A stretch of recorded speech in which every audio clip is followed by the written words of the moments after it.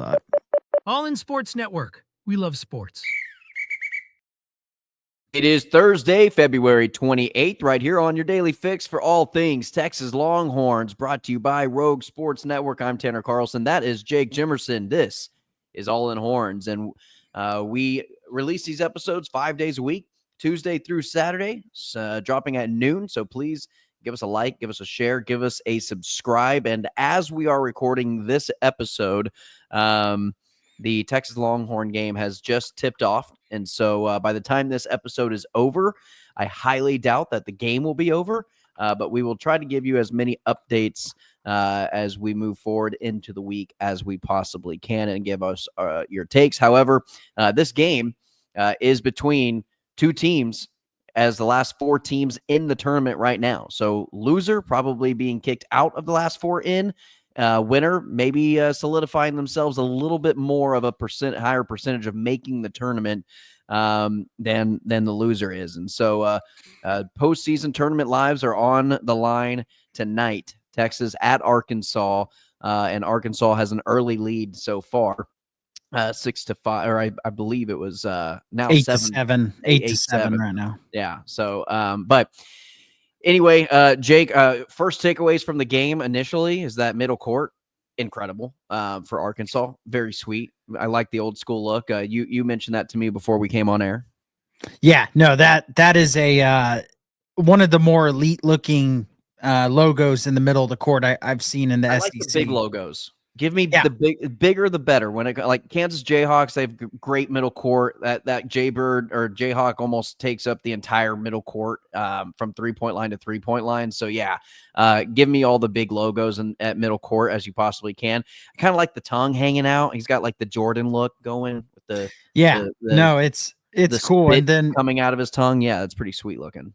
Unfortunately, it's in Arkansas, which I've got to interact with a lot of their fan base with the football game I went to this year, and I wasn't overly impressed. But no, I mean, it's a huge game tonight, and for Texas, I mean, at this point, they lose this, I feel comfortable saying they are out of the tournament. I'll just put it that way. Yeah, I mean, I'm kind of on the stance of even if they win this game, yeah, there's a better percentage that they make it, but I'm still not 100% sold that they will make it, even if they do win this game.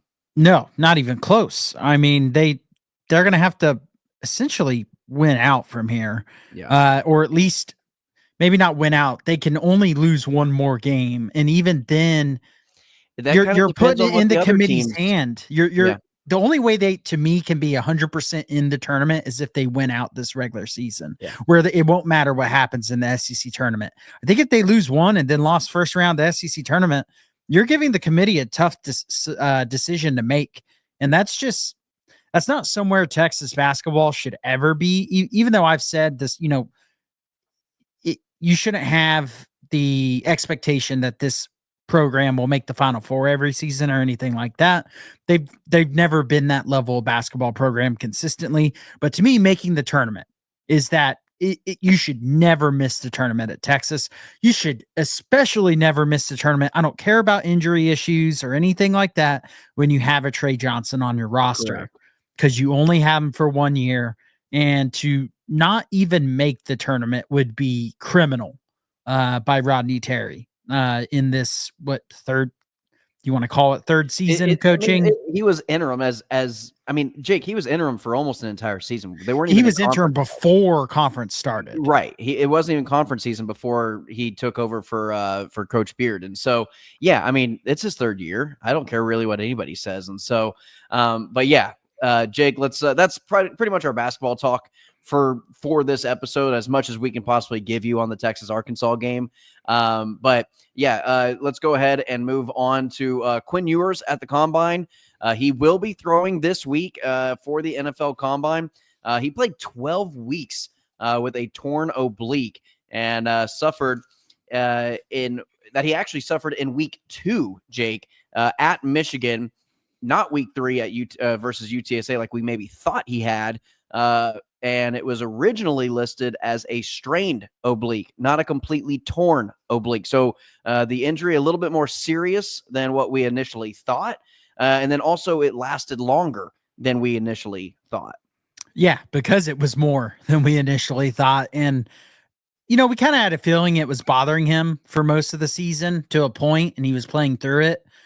But it being torn makes it much more impressive that You he could also tell in the performances in which he was getting hit more, his play suffered a lot more. There was a drastic dip in his games, say against Georgia, who was getting more pressure on him or even early. Well, not so much that Vanderbilt game. I'm trying to think kind of towards that back half of the season that he didn't really play his best. But I mean, especially Georgia. I can't even really say Arizona State played great against Arizona State. Ohio State at times he was great in the when it when they mattered. needed him to play, right? But it just seemed as though whenever teams were getting pressure on him, you could tell his play started to decline at a significant rate, not just a little bit. Yeah, and it with the inconsistencies from a half to half basis, it kind of plays into it of was it more sore, in a second half where he'd play really good in the first half? Because it felt like his first halves were the better side of things for him. And in a lot of these games, not the Arizona State game, he was brilliant in, the fourth quarter and in overtime. But it makes it pretty impressive because a torn oblique can be a season ending type injury, especially for a quarterback. And the fact that he was able to tough through that, you can see why the team was behind him as the leader. And it sucks because now you think about, we kept saying throughout the year, where's Michigan Quinn? We need Michigan Quinn in this game. And it's like, well, that was the last game he played healthy. Yeah. And we don't know when he hurt it in that game. He could have hurt it in the first half. They only threw it like 3 times in the second half. And I wonder if that played into it also with the scoreboard. And I wonder if it happened in the end of the second quarter. I don't know if it's been released when exactly it happened in the game, but it definitely makes you kind of wonder about some of the things that went on during the season. And to be fair, when we say, well, where's Michigan? Well, that was a big problem his whole career, was injuries. Right. And so that's something that I think more than footwork, more than anything, that's going to be probably the biggest red flag teams put on him going into the NFL, because you're going to get hit by big, strong dudes in the NFL, and you got to be able to take a hit and not get hurt. And that's something that happened to him every single season that he played. Yeah. Medicals are going to be a huge thing coming up in this combine and in the pro day. Whenever he goes through that medical process, that player coach interview process at the combine, I think that will pay more importance than him throwing. Now, I do think for a player like Quinn to throw at the combine is only going to benefit him, because now that he is fully healthy, physically, he will be able to showcase his arm talent and his abilities more so than what the tape might show, following that injury, especially kind of that middle part of the season, like an Oklahoma game or a Georgia game or what have you, where he may have been banged up a little bit more than he let on with his play, and where some of the film might fall short. He'll be able to make that up at pro days and combines in the offseason. I still think he could throw himself into a first round pick, because scouts are going to fall in love with his arm talent when he's just slinging it around at the combine in shorts. And we have seen scouts fall in love with much more ridiculous things. They made Johnny Manziel a first round pick because he ran around brooms. Anthony Richardson. Anthony Richardson is the most puzzling one of all time, because he never showed the ability to hit the side of a barn wall with a football. He was just fast. And believe it or not, being a terrible thrower of the football translates to the NFL in still being a terrible thrower of the football. So I have no doubt Quinn could still play himself into Brock a first round pick. Daniel Jones, you name it.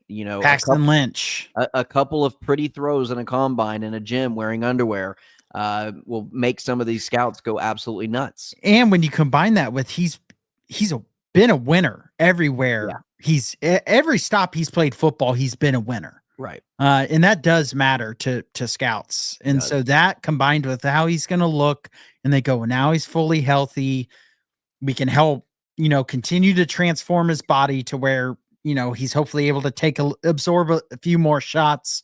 I could still see him going in the first round for sure. Yeah, no, I think so too. I don't know if it'll happen, but I could see it happening, especially if he puts on a good performance in the combine, a better performance in the pro day, and his offseason continues in that upward trajectory where he might be a low or a high second round, mid second round pick. He can easily play himself into that mid to lower tier of the first round in the draft, in my opinion. Also coming along with this Quinn Ewers injury news was a report that came out about Arch Manning and the way there's a quote unquote whole new vibe in the locker room with his leadership style, and that he is a very vocal leader.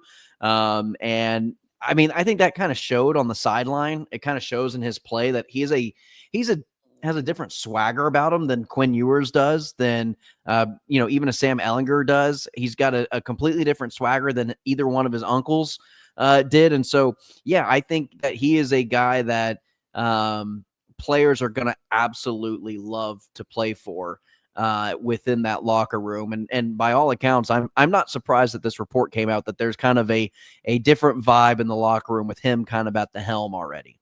Yeah, it makes sense because Quinn wasn't really a natural leader, and that's not a shot at him because he became a great leader in his own right.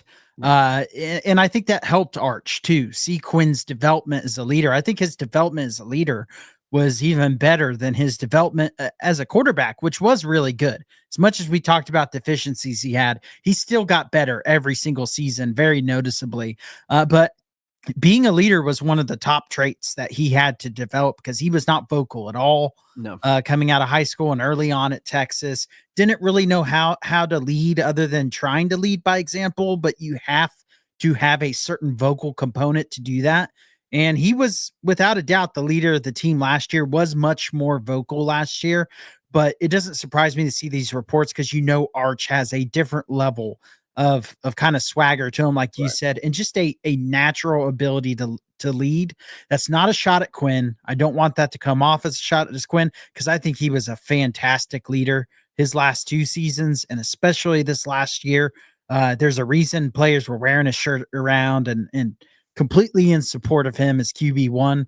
But Arch does bring a different style of leadership that I think is coming at the perfect time for Texas football, where they're going to need this kind of style of leadership to come in. You have an Anthony Hill, you have Michael Taff, who's coming back. And I think how Arch Manning will slot in for the offense specifically is going to be the perfect style of leadership that they need from the quarterback position, because there's a lot of turnover on the offensive side of the ball. You have your obvious leaders on the defensive side. I think this is the perfect time for Arch to become QB1 and become the leader of the offense and the team. Jake, it's been listed that Arch Manning is possibly a Heisman favorite in many sports books. Some even have him as the second best odds to win the Heisman. That obviously comes with the pedigree of being a very highly recruited player, but on top of being a very highly recruited player, he's got a certain last name on the back of his jersey that resonates in the football world, in the football landscape. I think that does have something to do with it. Jake, first question, is it over talked about? Is he overhyped? Is it one of those things? And in my opinion, he's going to make Texas be the most hated team in the country when it comes to media, when it comes to people talking about him, when it comes to the overexposure and the overhype train that is going to be brought along with him being the starting quarterback at the University of Texas, and then having the success that Texas has recently had on top of that, with him having success as well in this program. When was the last time there was this polarizing of a college football player in the world of college football? Quinn Ewers. He was pretty polarizing. I mean, you had half the media asking him to get benched the whole season. You had one side that said he's should still be in the Heisman talks even when he was hurt. He was pretty. I feel like the quarterback position at Texas. I mean, Arch is a different level. I think, yeah. See, I'm on the Johnny Manziel, Tim Tebow side of things, where it's going to be just media circus. There's going to be, just now negative, positive. I don't know. Is it Jameis Winston level of polarizing? I don't think so. Is it Tim Tebow level? I probably think it leans more so Tebow mania than it does Manziel or Winston in terms of good news, bad news. Which one are you going to balance? Yeah, I mean, I don't expect Arch to have some of the things happen to him that happened to Jameis and Johnny Manziel in college. Could be wrong, but I highly doubt it. I mean, Baker was a polarizing player, Yeah. I mean, he carried a lot of weight and a lot of attention that followed him. And all those players that I just mentioned, Heisman winners, successful players, some national champions. And so can you carry that weight of being a polarizing player and still perform on the field? And I think Arch is more than capable of doing that. Yeah, more than capable of doing that. Will he live up to what expectations are for him year one? I don't know. I would lean to no. I mean, we're talking about the national level expectations. That means he has to win a Heisman and probably a national title year one to live up to that. Sure. As soon as he loses one game, people are just going to say he sucks and he's a bust. He loses to Ohio State week 1. He can throw for 500 yards against Ohio State, and if they lose, it won't matter. Yeah. And so, it was all garbage time. It was trash time, Jake. The expectations are unrealistic for him stepping in, but I don't think he's going to let that bother him. I think the team and Sarkisian does a really good job at toning out all the noise, but there is going to be a different level of noise that they kind of have to just keep away from them this year, just with him coming in as the quarterback. But, a lot of that national media is also just going to be running with, he's going to be a one and done. This is his one season in college. And most of us who are actually in tune with the program realize that there's about a 95% chance that he's going to play at minimum 2 years. Yeah. Yeah. And the Manning family has talked about it. He himself has discussed, what is it? 30 games played, something along those lines in college football to prepare a quarterback for the highest amount of highest success rate at the NFL level. The Mannings are in this for the long run. He is not in this to make a quick splash in college football, get to the NFL as quickly as he possibly can to make a quick buck. No, he is a legacy player. This isn't, I need to, I need this money to change the lifestyle for my family and get my family out of a bad situation. And I need to get the bag as soon as I possibly can. That's not his mindset. His mindset is, I need to be as polished of a college or as polished as a football quarterback as I possibly can be to have longevity and to make a legacy and to follow in the footsteps of my grandfather and my 2 uncles in the NFL with the name Manning. That is what his future holds. It's not a one and done college football player, get in the NFL as quick as you possibly can and rush this process. I completely agree with you. I think he's here at least 2 years as the starting quarterback. Yeah. And I've said this from every time that we've talked about this subject, that I have no doubt he'll play 2 years. To me, the question is whether he'll come back and play a third. And that's regardless of results. I don't think it's impossible. I mean, the Manning family just operates differently than what the national media expects a player of that pedigree to do. And I have no doubt that Arch will be no different. Well, a quick update for the people, not that we don't already know how this game is going whenever this episode releases. However, 18-14, halfway through the first half of play. Jake, it's been kind of a lackadaisically played first half for Texas's offense. Defense is playing okay. I've seen, from what I've been able to glance over, Arkansas has been missing a couple of decent looks. Texas's offense looks about as much as Texas's offense has looked all season. Yeah. And I mean, the thing that's starting to frustrate me is Rodney Terry keeps saying Chindle Weaver's probable and then he keeps not playing. Yeah. And at this point, it's just annoying. If he's out for the season, like they made it sound like it was a game-to-game thing back before conference play started. Now we're at the end of conference play. He was listed as probable for South Carolina, didn't play. And it's like, if he's out, just say he's out. He's not going to be playing in this. You're halfway through the first half of play. You're 11 minutes in. He's not going to come in at any other point now. So he would have already been on the court at one point or another with the first line of subs. But anyway, that's how the game's currently going as we are recording this. Segue into women's basketball. Rori Harmon, Jake, was on the Paul Feinbaum show earlier this week. I believe it was Monday. Maybe no, it wasn't that early on. It was maybe Tuesday or Wednesday that she was on the Paul Feinbaum show. Cool that he had her on as a guest anyway. I thought that was kind of neat. He typically covers SEC football. You don't typically hear him talking basketball, but especially women's basketball of all sports. But he shed some light on Texas' historic win against Georgia, holding them to the tied for the lowest scoring output of an SEC game in women's basketball history with 26 points. Also tied their own record, Georgia did, against Alabama a couple years ago with 26 points. But I thought what she said was pretty cool, Jake. She and I quote, "I don't think that there's a lot of mercy here when it comes to playing defense for the University of Texas. I think Vic Schaefer has the mindset of this team exactly where I want it to be at the end of conference season, going into conference tournament, going into March Madness tournament." Yeah, it was like you said, it's cool that Feinbaum had her on just because he's normally football. To give women's sports a highlight, it was cool. But Rori Harmon is just becoming, she was already a fan favorite, but now as I've really gotten into the women's basketball team this year and seen her in other interviews, seen her social media presence, she's become one of my favorite players in the Longhorn athletic program. Yeah. She's the exact type of player you want leading a program, being the face of a program, and just kind of being a representative of Texas athletics, not just women's basketball, but Texas athletics.